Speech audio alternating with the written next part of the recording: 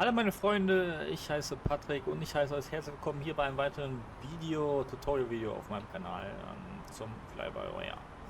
Ja, im letzten Video sind wir ja durchgegangen, wie man ja, den Flieger startet aus dem Colder Dark, haben SimBrief implementiert in den Fly-by-Wire, ins Tablet und haben auch die MCDU konfiguriert und den Flieger so weit fertig gemacht, dass wir starten können. Ja. Wir befinden uns jetzt noch gerade in Reiseflughöhe, fliegen ja nach Nürnberg und ja, wir sind gleich dabei, unseren Sinkflug zu verlassen und in Nürnberg zu landen. Und in diesem Video machen wir eine ILS-Landung, was ihr alles drücken müsst, machen müsst, damit ihr da sicher landet. Also, los geht's, würde ich sagen.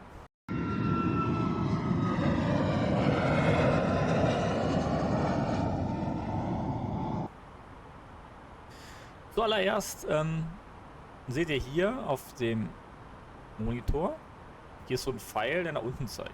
Ein weißer Pfeil. Das ist der Pfeil, der euch anzeigt, ab hier müssen wir descenden. Also hier erreichen wir unseren Top of Descent. Dafür müssen wir jetzt noch ein paar Sachen machen. Und zwar schreibt uns der Computer ja schon an, Enter Destination Data. Das heißt, wir müssen jetzt hier die Sachen eintragen, damit der Computer weiß, wie der Wind ist und die Temperatur und so weiter. Das machen wir jetzt einfach mal. Dafür müsst ihr einmal auf die Progress Page, auf die Performance Page gehen, Entschuldigung. Dann auf Next Phase und dann nochmal auf Next Phase. Dann landet ihr hier auf dieser Seite. Approach ILS 1.0. Jetzt müsst ihr das QNH von Nürnberg eintragen. Das findet ihr auf eurem Tablet. Das aktualisiert sich automatisch immer. Hier das QNH von Nürnberg 1018. 1018. Das tragen wir jetzt einfach mal hier ein. QNH. Temperatur in Nürnberg ist aktuell -1. Wie ihr auch hier seht, -1. Dazu einmal Minus hier und dann 1. Das tragen wir dann hier ein. Der Wind in Nürnberg ist aktuell 360 mit 10 Knoten. Also er kommt aus Richtung 360 mit 10 Knoten. Ja. Das kommt hier rein. Und dann tragen wir noch das Baro ein. Das Baro ist halt die Decision Height, also die Höhe, wo wir die Runway, also die Landebahn sehen müssen, damit wir eine Landung durchführen. So, woher kriege ich diese Sachen? Also diese Sachen kriegt man aus den Charts. Ich habe die jetzt über Navigraph halt. Das könnt ihr auch über das Tablet dann abrufen, indem ihr auf Navigation und Karten geht. Dann kommt ihr auf die Navigraphs. Charts sind hier implementiert. Das habt ihr allerdings nur, wenn ihr halt das kostenpflichtige Abo habt. Ich habe ja gesagt, Navigraph ist kostenlos, also soweit richtig. Ihr habt halt nur keine Charts dabei und halt nicht die aktuellsten Navigationspunkte. Wenn ihr jetzt für Nürnberg zum Beispiel im Internet sucht, EDDN-Charts, dann findet ihr auch da was und kriegt kostenlose Charts zur Verfügung gestellt. Ich habe das jetzt hier drinnen natürlich. Ich habe auch was für Nürnberg gefunden, kostenlos im Internet. Das stimmt auch überein mit den Sachen, die ich hier drin habe. Von den Höhen her und von den Sachen, die wir wissen müssen. Wir gehen mal hier nach. Dann gehen wir hier APP und dann suchen wir uns die Runway 1.0 raus. Ja? Ist hier. Ist hier, so sieht der Chart aus für die Landebahn 1.0 in Nürnberg. Und um die Decision Height jetzt rauszufinden, also den Baro-Wert, gehen wir einmal hier. Dann gucken wir einmal hier unten bei Charlie. Wir sind Aircraft Typ Charlie sind wir. Der liegt ja bei 1225 Fuß. Also geben wir hier ein 1, 2 zu 5 und geben das bei Baro ein und schon haben wir unsere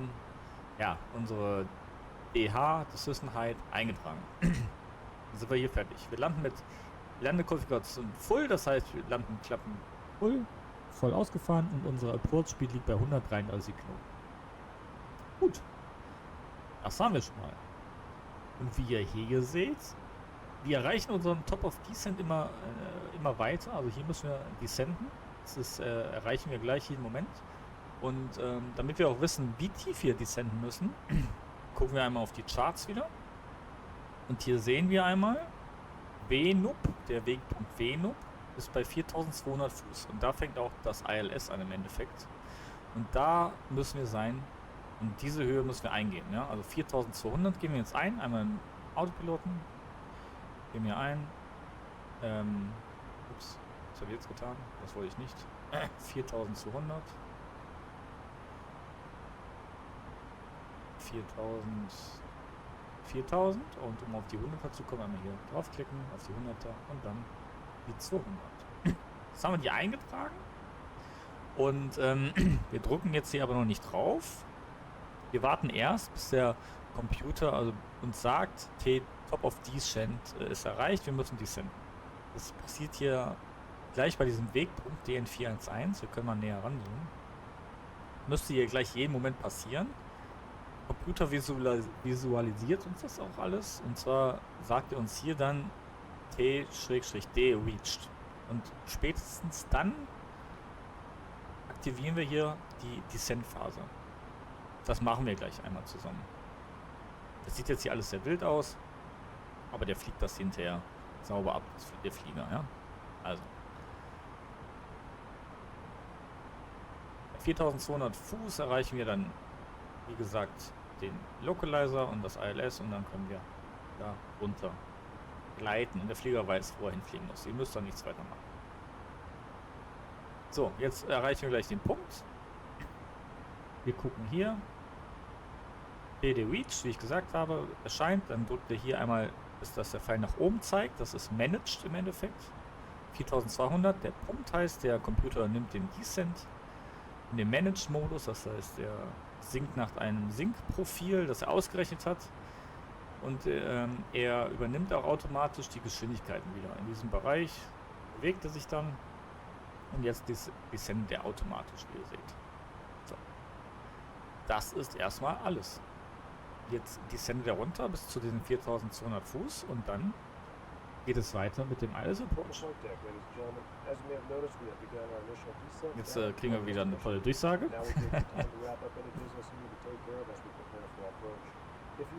Wir beobachten das Ganze natürlich so ein bisschen, dass der hier immer in den Limits bleibt, sag ich jetzt mal, dass er nicht zu schnell wird, nicht zu langsam. Dass er hier ist so ein grüner Punkt, dass er den immer schön erreicht und immer, da kommt er jetzt reingelaufen. Dass der da immer schön optimal runter sinkt, sage ich jetzt einfach mal. Ne? Wie im letzten Video versprochen, ich habe die Helligkeit mal wieder ein bisschen angepasst. War irgendwie relativ spät gewesen im letzten Video, deswegen war es relativ dunkel. Und ich habe jetzt mal, Tageszeit angepasst. Also wundert euch nicht, es ist wieder taghell. Ja? Wir haben irgendwie 12 Uhr oder 1 Uhr mit unserem schönen Flieger hier. Genau. Er fliegt jetzt hier alles schön sauber ab. Oder probiert es so weit wie möglich. Und er probiert natürlich hier immer in sein Limit zu bleiben. Wie ihr seht, der grüne Punkt ist jetzt relativ weit unten und er ist an seinem Speed Limit angekommen. Das heißt, wir können mal die Klappen setzen, damit der, also nicht die Klappen, die Speed Brakes besser gesagt, damit er ein bisschen Geschwindigkeit verliert. Er verliert jetzt Geschwindigkeit, kann aber dafür die Sinkrate erhöhen, damit er wieder in sein Sinkprofil reinkommt. Ja? Das beobachten wir gleich. Speedbrakes sind raus, guck, und er sinkt viel schneller. Und kommt er wieder reingelaufen, der grüne Punkt. So, da ist der grüne Punkt und jetzt hat er sein Sinkprofil wieder erreicht. Auch wenn er drüber schießt, ist nicht so schlimm, ja. Können wir die Speedbrakes wieder einfahren. So.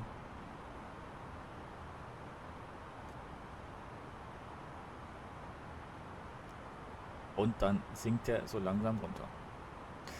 Was ich im ersten Video gesagt habe, wer das erste Video noch nicht gesehen hat, da haben wir den Fly-by-Wire installiert und auch SimBridge verbunden und wofür SimBridge überhaupt gut ist, das habe ich noch gar nicht gezeigt, ist mir aufgefallen.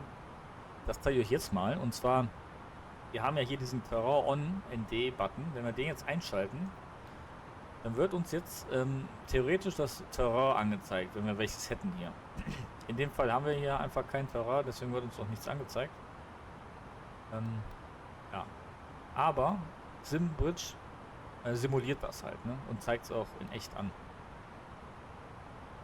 Gut, machen wir hier gerade noch Wetterradar an, gucken, ob wir Wetter haben, aber anscheinend das auch nicht. So, der Flieger sinkt optimal runter, dann hat er wieder hier sein Pünktchen erreicht. Nürnberg ist hier zu sehen, wir gehen gleich in die Wolken rein, so wie es ausschaut.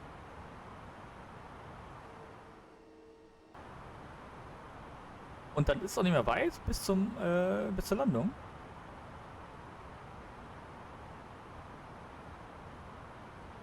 Wenn wir gleich die 10.000 Fuß wieder erreichen, müssen wir natürlich wieder beachten, wir dürfen nicht schneller als 250 Knoten sein unter 10.000 Fuß.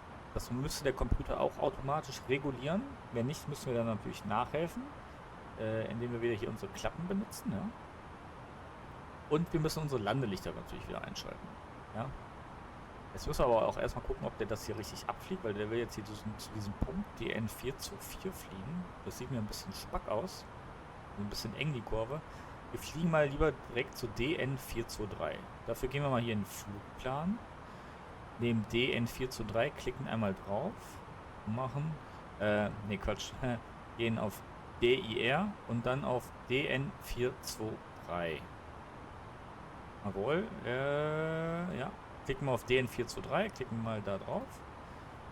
Jetzt möchte er direkt nach DN423 fliegen. Hier gelb eingezeichnet, ja. Machen wir mal, inserten wir. Damit er hier jetzt nicht diese komische Kurve fliegt. So, und jetzt fliegt er direkt nach DN423. Hier dieser blaue Punkt, dieser blaue Pfeil zeigt uns an, dass wir hier unsere 4200 Fuß erreichen. Ja, das passt auch ganz genau. Wir haben 4200 hier eingestellt. Und das Flugzeug und der Airbus möchte selbstständig erstmal bis 5000 Fuß sinken. Warum? Weil wir hier eine Beschränkung haben bei DN430 von 5000 Fuß. Also wir müssen diesen Wegpunkt über 5000 Fuß passieren. Das ist so vorgeschrieben und der Flieger weiß das durch die Navigationsdatenbank, die er bekommen hat von uns. Und nach diesem Punkt sinkt er auf die 4200 runter. Ja? Deshalb sinkt er hier erstmal nur bis 5000 Fuß runter. Und wie ihr seht, wir nähern uns auch den 10.000 Fuß und er reduziert automatisch die Geschwindigkeit auf 250 Knoten. Und er ist noch in seinem Sinkprofil drin. Das heißt, hier müssen wir noch nicht mal irgendwas anpassen. Das sieht alles sehr gut aus. Ja. Wenn dieser grüne Punkt jetzt hier unten landen würde irgendwo und wir immer noch nicht auf 250 Knoten sind, dann müssten wir mal die Speedbrakes raushauen, aber das sieht sehr gut aus, verringert seine Sinkgeschwindigkeit und verringert dadurch automatisch auch seine Geschwindigkeit, seinen Airspeed, ja, weil die Triebwerke im Idle laufen, also im Leerlauf im Endeffekt. So. 250 Knoten haben wir gleich erreicht. Dementsprechend 10.000 Fuß haben wir auch erreicht. Wir können die Landelichter nun einschalten wieder. Und die Winglights können wir auch einschalten. Dann haben wir unser nötiges Soll getan. Ja, perfekt, unter 10.000. Wir haben unter 250 Knoten anliegen. Daher passt das alles. Jetzt fliegen wir gleich in die Linkskurve rein. Ich gucke mal gerade was nach. DN420, DN430. Genau, das sieht gut aus. Genau, wir fliegen jetzt hier in diese Linkskurve rein. Gleich jeden Moment. Und dann können wir auch schon mit den weiteren Vorbereitungen für den Landeanflug machen. Und zwar als erstes stellen wir mal hier auf LS. Damit wir hier, dann schaltet sich hier unten das ILS-System ein. Dann sehen wir hier diese magentafarbenen Zahlen und Rauten. Die zeigen uns an, ob wir in der Höhe im Gleitslope sind und ob wir auf dem Localizer sind. In der horizontalen, ja. Ob wir mittig also von der Landebahn sind. Der Flieger fliegt jetzt in die Linkskurve.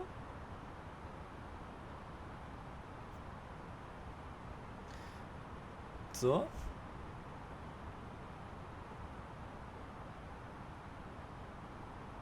Seht ihr auch hier schön auf der Karte, wenn ihr Navigraph habt, wie ihr das abbiegt.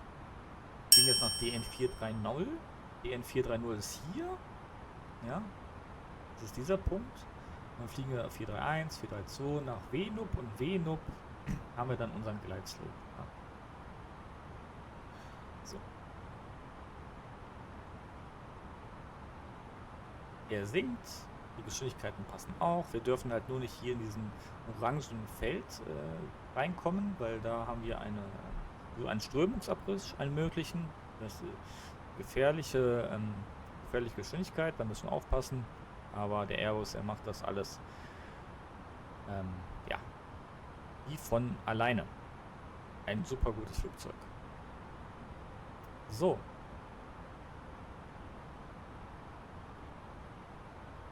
Ich glaube, die nächste Linkskurve. Und wenn wir in diese Linkskurve zur One-Way, also zur Landebahn einschlagen, dann aktiviere ich immer schon mal den Lock. Also hier auf LOC klicken einmal. Lock. Dann haben wir jetzt auch in dem Fall schon Lock Star. Das heißt, er hat den Localizer schon erfasst. Ist aber noch nicht komplett drauf fixiert, sage ich jetzt mal. Ja. Lock Star nennt sich das, weil hier so ein Sternchen ist. Das heißt, er weiß, wo der Localizer ist. Er probiert ihn jetzt einzufangen. Hier unten mit der magentafarbenen Raute zu sehen. Der probiert jetzt hier den mittig zu bekommen. Und dann müsste das hier oben, dieser Stern müsste dann weggehen. Gleich. Jetzt wird uns auch hier der Standardluftdruck angezeigt, dass wir den wechseln müssen. Das machen wir gleich auch. Luftdruck für Nürnberg ist aktuell 1018, wie ihr seht. Ah, jetzt habt ihr seht ihr, jetzt hat den Lok, ist jetzt auf den Localizer. Wir setzen jetzt den Luftdruck auf 1018. Das heißt, wir drücken hier einmal nach oben und gehen hier wieder auf 1018, damit er die richtige Höhe auch hat. Für Nürnberg, so. Ist auch hier unten eingerastet. Jetzt haben wir den Localizer. Jetzt haben wir das aktiviert. Jetzt können wir noch den APPR-Modus aktivieren. So. Dann heißt hier Cut 1 Single. Wir aktivieren jetzt noch den Autopiloten 2 zur Sicherheit. Cut 3 Dual. Jetzt können wir eventuell eine Autolandung durchführen. Das heißt, der Flieger würde automatisch komplett runtergehen. Ja? Bis zum Abfang. Im Prinzip könnt ihr das machen, aber ich fliege das Ganze immer sehr gern manuell noch runter, weil es halt auch ein bisschen genauer einfach ist. Ne?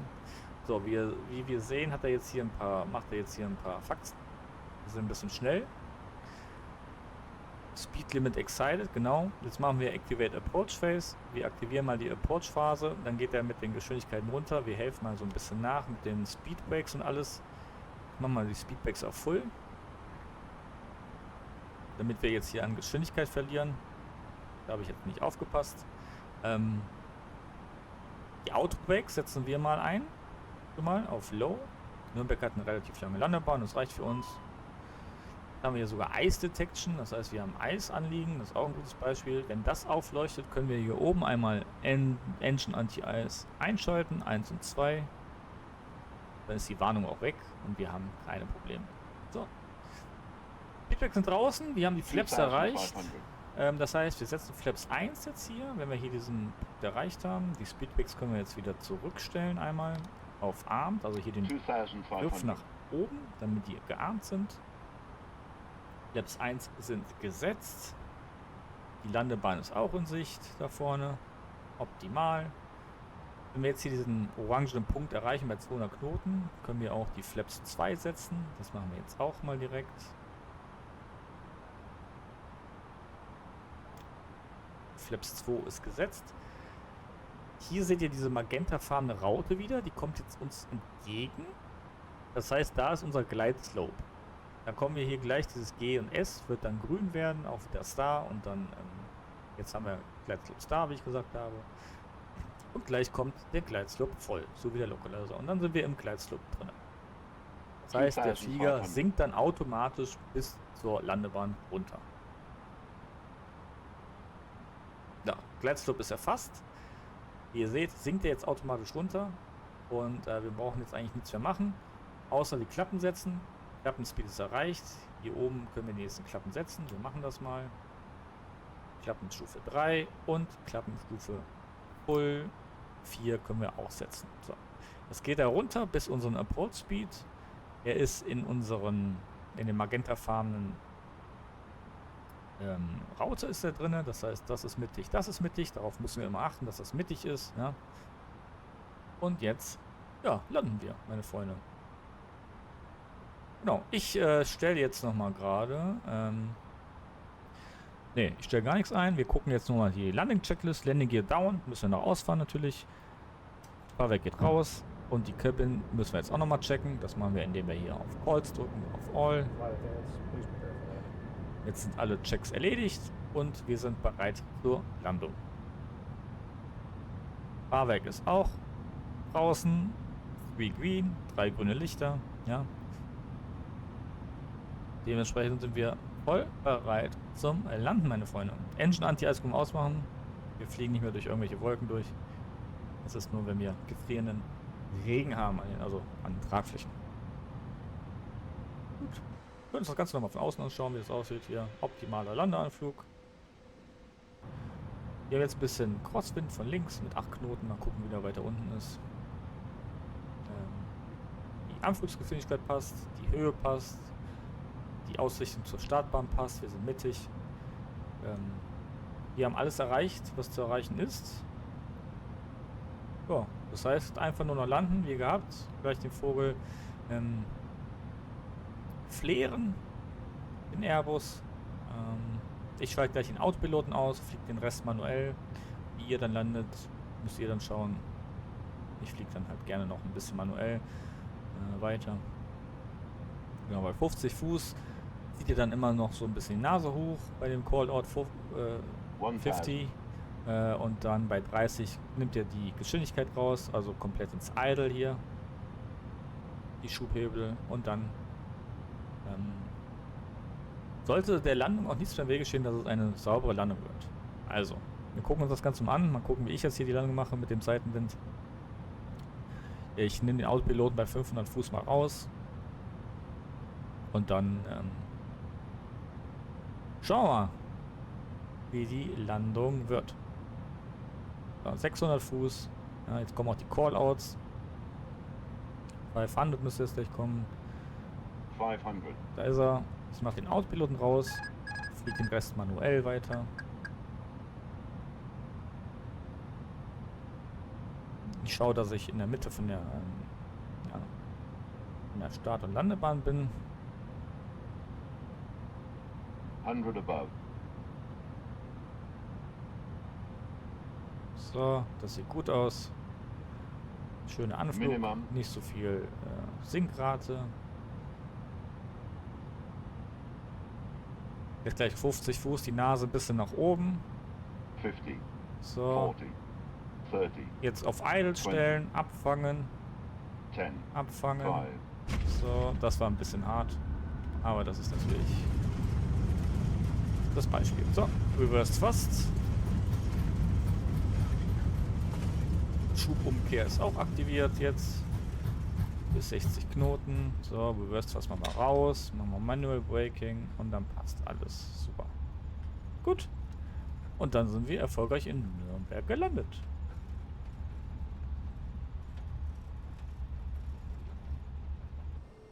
Wir bremsen manuell weiter. Rollen dann hier über den Bravo Taxiway rechts ab. So. So. Jetzt sind wir abgerollt. Wir sind erfolgreich in Nürnberg gelandet. Ich habe hierfür keine Szenerie, deswegen sieht das hier so ein bisschen ja, trostlos aus. Ja. Was wir jetzt machen noch final ist, wir rollen natürlich zum Gate. Wir schalten aber auch unsere Landelichter aus. Schalten dafür die Taxi-Lights an. Ich habe übrigens vergessen, die Lichter anzuschalten gerade. Klappen gehen wieder zurück. Die Speedbacks brauchen wir nicht mehr. So. Und dann rollen wir nur noch zum Gate. Und dann haben wir es schon geschafft. Ich nehme jetzt einfach mal hier ganz flott hier vorne. Das hier ist ja jetzt auch egal.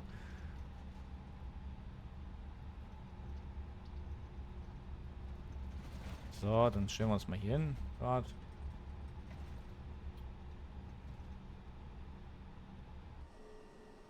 Schön mittig. Zack, auf den Punkt, genau. Flieger steht. Parking Brake ist gesetzt. Dann schalten wir noch die APU wieder ein. Und dann machen wir unsere Taxilichter aus, die Winglets aus. Warten, bis die APU da ist. Hier müssen wir gerade noch warten. Einen kleinen Moment.